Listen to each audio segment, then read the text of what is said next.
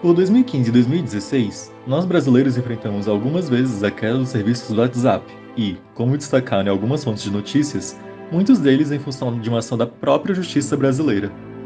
E por que isso aconteceu? Em 19 de julho de 2016, por exemplo, a juíza Daniela Barbosa do Rio de Janeiro solicitou o bloqueio do WhatsApp no Brasil. O motivo? A juíza pedia que o WhatsApp interceptasse mensagens de usuários do app que estavam envolvidos em crimes na região. Após 3 notificações, o Facebook não atendeu aos pedidos, a juíza então pediu o bloqueio. Basicamente, esse pedido da justiça espera que o Facebook fizesse com que o WhatsApp desviasse o conteúdo das mensagens, ou seja, antes mesmo de elas serem criptografadas, ou ainda que desenvolvesse uma tecnologia para quebrar a criptografia. Mas isso é possível? Para responder essa pergunta, nós vamos primeiro precisar entender alguns conceitos que envolvem tudo isso. Primeiramente, o que é criptografia? Bem resumidamente, a criptografia é uma técnica que visa trazer segurança para alguma informação, transformando ela em uma cifra, ou seja, um conteúdo que não é compreensível até que seja decifrado. No caso do WhatsApp, vocês provavelmente já ouviram falar sobre as nossas mensagens serem criptografadas de ponta a ponta, e que isso garante a segurança das nossas mensagens. Sem entrar em muitos detalhes, isso é possível porque as mensagens que enviamos são criptografadas por um método assimétrico, que significa que você possui uma forma única de decifrar suas mensagens, que é o que a gente chama de chave, mas que ao mesmo tempo existe somente uma única outra chave para que elas sejam decifradas, sendo que somente você e o contato com quem você está conversando sabem as chaves para decifrar esse conteúdo. Assim, ninguém além de você e a pessoa que vai receber a mensagem são capazes de descobrir o conteúdo dela, mesmo que alguém de alguma forma consiga interceptar a informação no meio do caminho da rede. Mas tudo bem, então o WhatsApp deveria ser capaz de captar essas mensagens antes que elas sejam criptografadas, já que ele precisa saber o conteúdo para conseguir enviar elas, certo? Bom, na verdade não. Para explicar essa questão, vamos agora entender alguns fundamentos da internet. Para a gente conseguir fazer uma comparação simples, primeiro eu vou fazer uma analogia com o funcionamento do sistema de correios. Se desejamos nos comunicar com alguém, ou seja, enviar uma informação para alguém, nós seguimos um protocolo, isso é, um conjunto de etapas seguindo um padrão estabelecido. Nos correios, a gente primeiro transcreve uma mensagem numa carta, botamos um envelope que segue o modelo para dizer quem é o autor da carta e para quem desejamos enviar ela, e o correio segue uma sequência de protocolos internos para que essa carta possa chegar até alguém. Na internet, isso tudo funciona de forma bem parecida.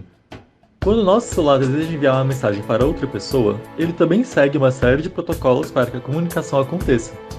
Entre vários modelos existentes na internet, vou apresentar para vocês o TCP/IP, que é um dos modelos mais simples. Ele separa as etapas da comunicação em diferentes camadas, cada uma com uma responsabilidade específica com relação ao processo de envio da informação, desde a transformação dos dados até a forma da transmissão em sinais de rede Wi-Fi para o nosso roteador e, então, todo o caminho que essa informação faz pela rede de internet do mundo até chegar no destinatário. Para o nosso questionamento com relação ao desejo da juíza, precisamos focar somente nessa camada chamada de aplicação. Nessa etapa, os celulares entendem que eles precisam transformar a informação a ser transmitida em pequenos pacotes de informação menores, que serão então criptografados seguindo o exemplo assimétrico que tinha explicado mais cedo, isso e mais alguns detalhes que essa camada é responsável.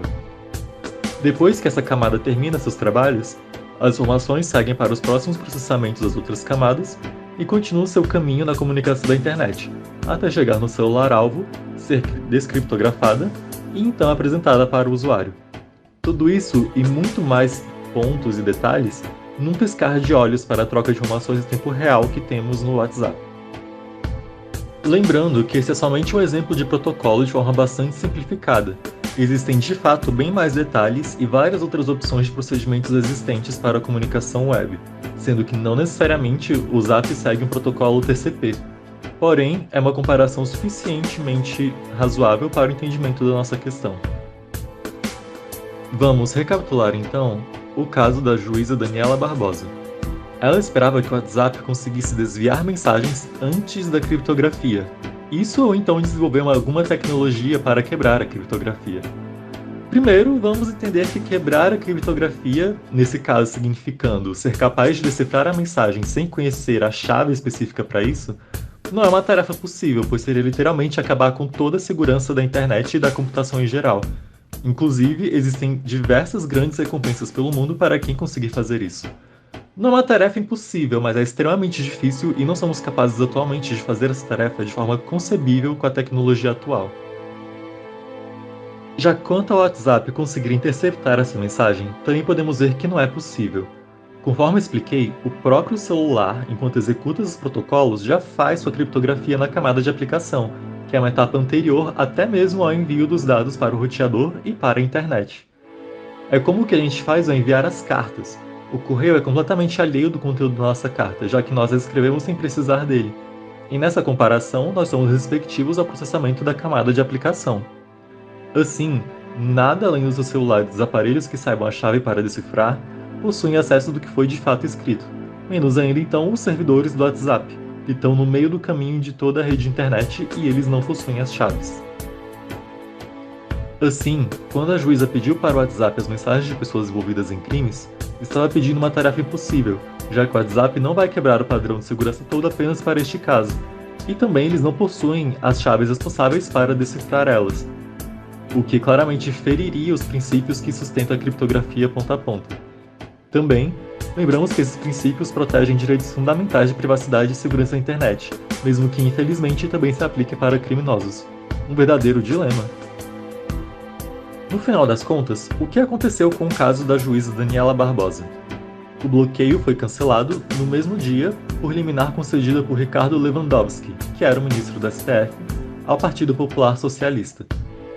Por volta das 18 horas, muitos usuários do WhatsApp já relatavam estar conseguindo utilizar o serviço normalmente.